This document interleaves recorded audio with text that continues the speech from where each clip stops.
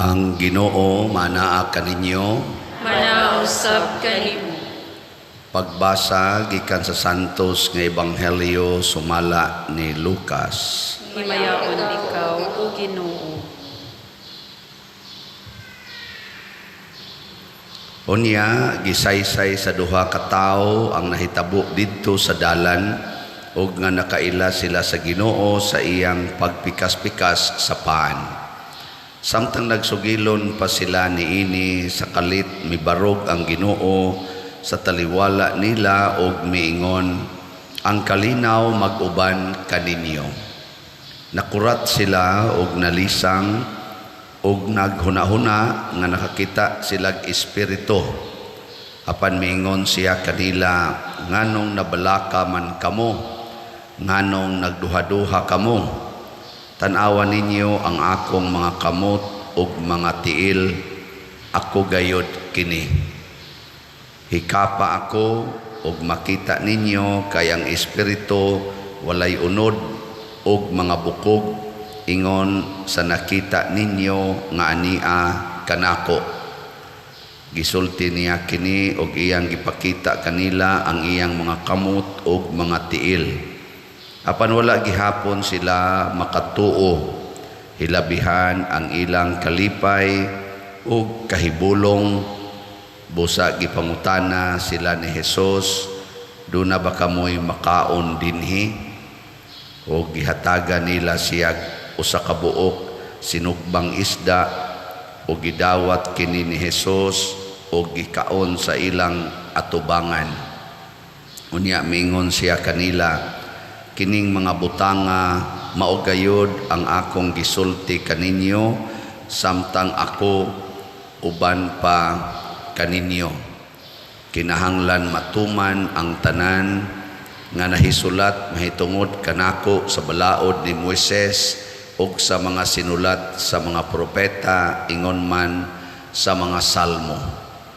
Unya gipasabot niya sila sa kasulatan ug miingon siya kanila, kini mao ang nahisulat nga ang Mesiyas kinahanglan magantos ug unya mabanhaw sa ikatulong adlaw, ug nga sa iyang ngalan ang mensahe mahitungod sa paghinulsol ug sa pagpasaylo sa mga sala kinahanglan isangyaw ngadto sa tanang mga nasod sugod sa Jerusalem.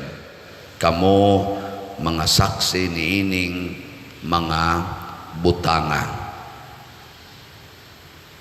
Ang Ebanghelyo sa Ginoo. Daygon ikaw, O Kristo.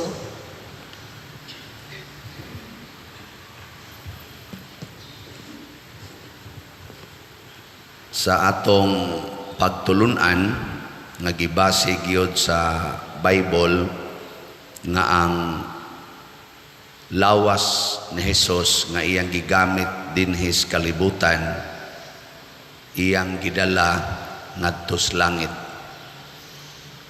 Nya nisunod pod niini ang lawas nga gigamit ni Maria dinhi sa kalibutan, iya sang gidala ngadto sa langit tungod sa kabubuton sa Dios, tungod sa kabubuton ni Hesus. Kay ang lawas nga gigamit ni Hesus gikan man sa lawas ni Maria. Nya si Maria sad sama ni Hesus wa gyud magpagamit sa iyang lawas aron makasala. Kumusta man ang inyong lawas? Nakasa na o wa? Kasa. Mao na di na gyud ang atong lawas nga gigamit dinhi, di gyud kaadto og langit. Muagi gyud siya pagkadunot diha sa yuta or sa sementeryo. Lingay mong tupad na madunot ra ka. Na kanang imong lawas madunot ra na. Gani murag naa na may daghang mga tiwasuno, no? Mga dunotono na ba? Na nya di ta mahibong ana kay matud pa ni Kristo matuman man gyud ang kamatuoran. Mao masay kamatuoran para niya iyang gituman. Nakaron unsaon man aron ang atong lawas dinhis kalibutan makahatod nato ngadto sa langit kadtong gipuy-an ron ni Hesus ug ni Maria. Matud pa diri sa unang pagbasa, matud pa ni San Pedro, kinahanglan motuo gyud ta sa gahom sa ngalan ni Hesus. Kining atong lawas madunot ra ni dinhi. Pero kung motuo ta sa gahom sa ngalan ni Hesus gikan karon mao na atong sundon sama sad sa bakol nga ang iyang lawas dili na makalihok, gipalihok ra ni Hesus gipalihok sa ngalan ni Hesus. Una nga kung mutuo ta pasabot dad-o nato kanunay ang ngalan ni Hesus sa atong mga buhat o sa atong mga planos kinabuhi. Kamo inig trabaho ninyo, nagdaba mo sa ngalan ni Hesus o sa imong ngalan? Pananglitan dili ka tagaan og overtime pay, masuko ka. Kung kada ka sa ngalan ni Hesus, wa magkinahanglan ana overtime pay. Ang gikinahanglan ni Hesus mao nga motrabaho ka, mag-alagad ka sama sa gibuhat ni Hesus, dili magpabayad. Ano man tungod kay kanang imong lawas madunot ra na, bisag bayran pa nagtagpila ka milyon dili na makapugong anang imong lawas, madunot ra gid na. Nya kana sang gibayad nimo nga gisweldo dili na maoy makapaadtos langit sa imong kalag. Unsa may makapaadtos langit? Ang imong trabaho, ang gigamitan nimo sa imong lawas. Mo na si Jesus wa maguol nga tulo ra siya ka tuig nagamit sa iyang lawas pagsangyaw. Namatay na siya or gipatay na siya. Nga naman, di man importante ang gidak-on sa atong success or ang honor or ang kwarta nga atong nahipos, ang properties nga atong napundar kuno. Di man ang importante kay madunot ra maning lawasa, ang gigamitan aning lawasa. Mao na si San Pedro ug ang iyang kauban niingon, ay mo paghuna-huna nga ang among pagka-Diosnon, ang among pagkabuutan maoy nakapalakaw aning tawhana, dili ang ngalan ni Hesus nga among gituhuan. Kamo mutuo ba mo sa ngalan ni Hesus nga gamhanan? Mayo. So di na mo ron mangayog sweldo. Kung magpahulam ka unsa may sugo sa ngalan ni Hesus aron ka maluwas, maningil o dili maningil? Kusga ko na be? Kana ya, inyo nang sundon. Di na ka maningil. Maningil ang yapon. Sa may sugo sa ngalan ni Hesus para sa mga batanon nga dalaga o ulitaw, magpuyo-puyo o magpakasal o sa una tinukhangay. Kana magpakasal o sa una pa magtipon, una pa mag-sex. Yung kakalisod ba sa dana pader? Lisod na siya kung di ka maghuna-huna nga ang imong lawas madunot ra na anytime. Lisod na siya kung di ka maghuna-huna nga ang grasyas Ginoo mo'y mulig-on sa imong paghimog desisyon aron makabuhat niya nang gitawag og purity. Lisod na kung dili ta maghuna-huna nga ang ato ding lawas pwede dining ubanan sa Ginoo, gamiton sa Ginoo aron pagwagtang anang sala. Kay dayon mong ingon, kinsa bagoy dili makasa pa dire, hasta gani ikaw nakasa man ka. Makatagan man sad ka. Pero wa na magpasabot nga dili ko malimpyo gikan karon hangtod pagpadayon. Kung nakasa ko gahapon, pwede kong maglimpyo karon kung musugod na gyud tuo sa ngalan ni Hesus. Mabita na nga kanang na magpa-counseling nako, yang asawa magsighilak-hilak kay nangabit ang bana or usahay ang bana magsighilak-hilak nangabit ang asawa. Nako higugma lang na tuhuig yun nga sa imong paghigugma niya matakdan ra gid na siya, mahimo ra gid ng buutan siya kanus pa man pader nga 15 naman ni katuig nga tuan na nagpuyo siyang kabit, mubalik pa ka na nako di na nakinahanglang mubalik nimo. Ang importante nga mabag-o siya aron ang iyang lawas magamit niya sa pagbinuotan ug kanus ana tuhui ang ngalan ni Hesus nga mo'y mubag-o ana. Nya oyon mo anang akong analysis. May klaro. Naingon ako pagsulti nako ana buutan biya kay siya ga-serve ko sa simbahan. Lektor man tingal ito siya, salmista ba to, pero dili dinhi. Akong gingnan nga kay ning sulti man siya nako nga ang iya kunong bana ni biya niya nya dili na lang sa kuno siya mudawat kay tuan na man gid nagpuyo sa kabit na nam sa kuno yung mga anak. Nako dili oy gikan karon isipa gid na siya nga imong bana. Higugma agid siya kanunay isip imong bana. Siya padirwa naman siya mahigugma na kung ako dili na mo'y pangitaos Ginoo kung ang imong bana misukli ba paghigugma nimo. Ikaw pagsigig higugma sa imong bana kay basin unyag naay moabot nga murag nagpabanabana matintal ka og higugma. Nya inig higugma nimo di ilisan to nimo imong bana, di man mo makasal, di magtinukhangay mo. Ana, di purting sala ang imong bana nakasa og adultery, kasa sa kag adultery siya. Hala ana din na pader nako oh. Siya narabaon tay nanguyab na nako patay ka diha. Patay gyud ka diha gyud. Ay gyud ko di pwede pader, di nako. Oh, pwede man na kun wa nay bisa ang inyong kasal. Nya unsaon man hala agi anang proseso sa pag-declare og nullity sa inyong kasal. Mo file ka og annulment sa civil og sa simbahan.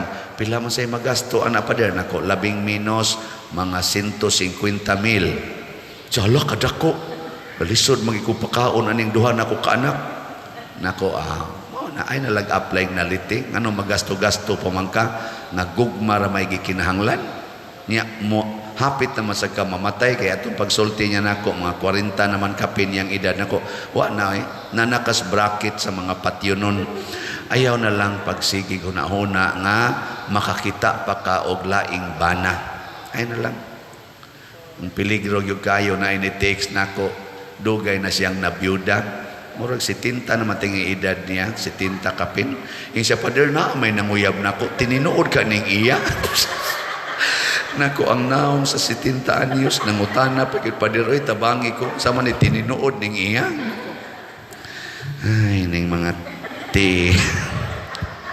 nangambisyon na magani uban nga hapit na lang mga matay wa gitaon katilaw ana nya ikaw hinoong mag-question pa ka diha. Ayaw na pag question.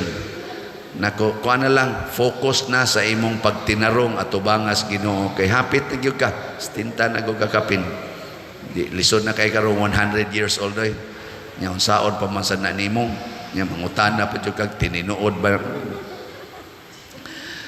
mo na nga ang ngalan ni Hesus mo'y mupatinaw sa tanan og makapakurat sa tanan mahibong ka ang buangon kaing tao sa sige nimong higugma ni nahimong buutan mo nagibuhat ni Monica ngadto sa iyang bana og ni Agustin nga iyang anak mao sa nagibuhat nila ni Bishop Chupilo Kamomot ni San Vicente Ferrer og sa tanang mga santos ngadto sa mga tao nga nagsigig yubit ug nagsigig tamay nila sa kaulahian nagsigi nagyugdaig nila mao sa na nga atong buhaton sa ngalan ni Hesus atong buntugon ang tanang sala gikan sa atong kaugalingong sala o ato sang tabangan ng uban unsaon man ang lawas gamiton gyud sa pag-alagad sa Ginoo pananglitan ka ng pagpalit og slat unsa man na Nauyon ba na sa ngalan ni Hesus o wa? Daghan ba yung gaduda na nga ikaw pader sige kag ingon-ingon nga ang mupalit og slat malangit murag gaduda mamingdi na tinuod ana sila. Bigo no pangutan ako na imong tupad ingna unsa man ka kumbinsido ka nang isulti pader dili. Kaya nginyo ra bangon-ahona na kung tigo mo ng kwarta, maluwas ko, doon ako'y maayong kaugmaon. Nya og isigi ko nigpalit og slat, mahurot ni, unsa na malay akong kaugmaon. Ana ra ba ta? Sa dihang gisugo ni Hesus nga ibaligya ang tanan nimong katigayunan ug ang halin ihatag ngadtos mga kabos kadtong batan-on nga iyang gisultihan ani nga dato kayo mibiya kaniya. Apan sa laing bahin dunay wa sultihin ni Hesus nga usa ka kabus kayo nga byuda, kabus nga byuda ang iyang kwarta duha ka sentabos na lang para ilang pagkaon para mabuhi ang ilang lawas sa iyang anak ug niya niadtong adlaw. Iyang gihog sa kolekta dito sa templo. Nakita ni Hesus ug ningon si Hesus ang nakalipay sa Ginoo sa mga mihalad karon mao kining maong byuda. Nya kun malipay ang Ginoo nato unsa may sunod iyatang bubuan sa tanang mga grasya. Muna kanang kutob mo palit og slat moingon dayon ko nalipay ang Ginoo sa imong gibuhat. Paabuta ang iyang baos. Nya mo text ang uban ni baos naman pader lipay naman kaayo ko. Nya dako kayong mga grasyang niabot sa among kinabuhi di ma-explain. Amo nang naadik na kuno sila palit. Muna gahapon ang ato ng kwintada sa atong halin niabot na ang atong SBF dag og 13,906 ka slots. Pakpak. Salamat. Hapit na mo tungtong sa 14,000. Nya ang ato sang special slot na GPHG para rabanis atong pista niabot na sa 14,344 ka slots. Pakpak yapon. Sa inyong paminaw mahurot ka ning 30,656 ka slots hangtod karong 29 tag 100 ra man basig mahurot ni siya. No?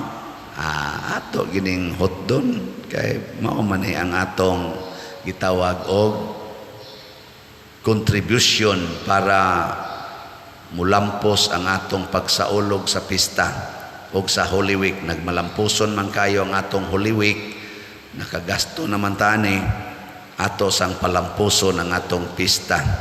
Daghan tag activities karon magsugod na ta sa atong hirikada or hirikanhong motorkada. 7 ni kaadlaw gikan karon hangtod pitsa 19 nga kada human sa misa nato sa alas 6 magmotorcade ta sa libot sa tong parokya.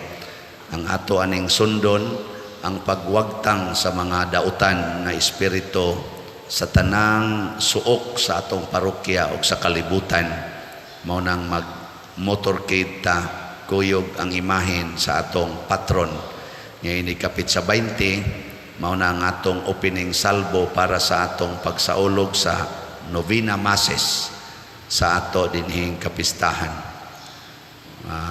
Ang atong obispo, atong talahorong arsobispo sa Sugbo, ang iyang misa pontifical himuon sa ika-Domingo, ika-4 nga kanini ang nobinaryo sa atong kapistahan kay di sila kalugar og pista kay dunay mga meetings. Muna nga kining tanan ato ning gibuhat nya ngaron malambuon pagpadayon magmulambo ang atong pagtuo. Nagkinahanglan man tag financial munang ato ning gi slat-slat. Kamo mga arang-arangan pagkabutang di na lang muna ko himuon nga hermano hermana na i-announce gyud mo nako diri kay dili kay na dakog ikatabang ninyo. Palit lang mog daghang slot ang Ginoo mo'y mohimo ninyong hermano hermana dito siyang gingharian. Kana mo'y mas dako pa na siya impact sa inyong espirituhanong kinabuhi. Nya kamo sang mga hapit way kaon, palit gyapon mog slat aron magdaguok din ang inyong tiyan. Wa na mo'y kaon kay inyong gipalit og slat, pero mas makalipay mos Ginoo, tagaan sad mo og katagbawan nga wa nay katapusan. Ako sa una magdaguok sa ni akong tiyan sa kagutom, labi na itong ga-eskwela pa ko, pero nitukod kog organisasyon na ako'y magsigig gasto. Way pagpanumbaling, maglakaw na lang ko, magsuda na lagloy ag asin. Sige lang yung tampo sa katilingban. Nag-anam yung kaabunda ang akong pagkaon. Labi na itong nagtrabaho na ko, awa na. Dili na yun ko magutman. Hangtod na pari pag yun. Nang hatag na noong mga pagkaon. Niawas na ba? Ana. So kamong mga way pagkaon, palit mog slat. Primero agas ginong imong singot. Kay wa na manggay pagkaon, nya muhilab imong tiyan. Sige lang jud hatag. Tanawa, di ba moabot yung panahon nga manghatag na jud kag pagkaon ngadto sa tanang mga gigutom or daghan nga mga gigutom. Ingon ang usas mga opisyal nato dinhi nagkastorya mi. Kapila makahatag og bugas nga tag 5 kilo rice pader sa usa ka tuig. Nakusukad pag-abot nako diri murag mag-average gitingalig 4 ngadto 5 ka higayon kada tuig. Tagpila man sa imong mahatagan, nako mag-average pod og tag 2,500 ka pamilya. Uy, kadaghan gud ana. Nako, gusto ka mo tampo? Wa man sad mo tingog ni smile raman. Basin pag mutampo to. Ano? Sige, manindog na ta mga buotan.